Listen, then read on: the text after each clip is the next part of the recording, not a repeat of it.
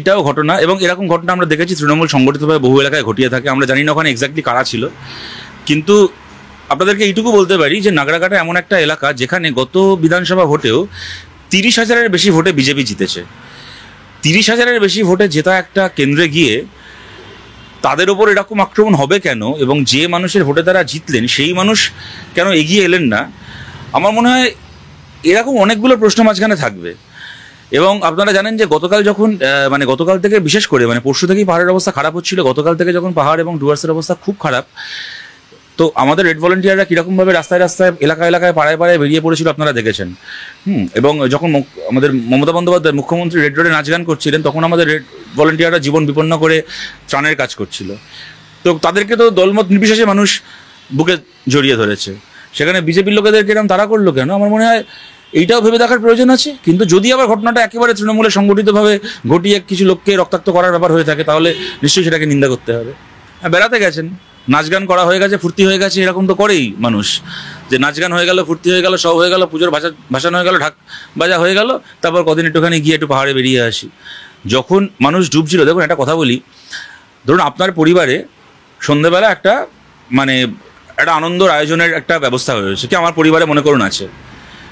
সকালবেলা আমার পরিবারে কারোর মৃত্যু ঘটে গেল, কেমন কি কেউ খুব জটিলভাবে অসুস্থ হয়ে পড়লেন, তখন কি আমরা বিকেলের আমোদ প্রমোদের অনুষ্ঠানটাকে মুলতবি রাখি না?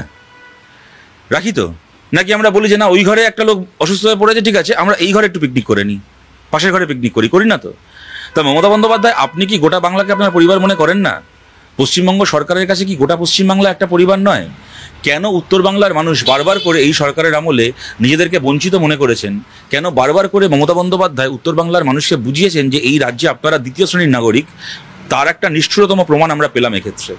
নাহলে এটার কী ব্যাখ্যা থাকতে পারে? আপনার হাজার প্রস্তুতি থাকতে পারে, কার্নিভালের হোক কি যারই হোক না কেন, কিন্তু এরকম যখন অবস্থা, এতগুলো জেলার মানুষ এইভাবে ডুবে যাচ্ছেন, ভেসে যাচ্ছেন, মানুষের প্রাণ যাচ্ছে, সেই অবস্থাতে এমনকি জীবজন্তুরা আমরা দেখতে পাচ্ছি প্রাণ ভয়ে তারা নদী পার করে পালাচ্ছে।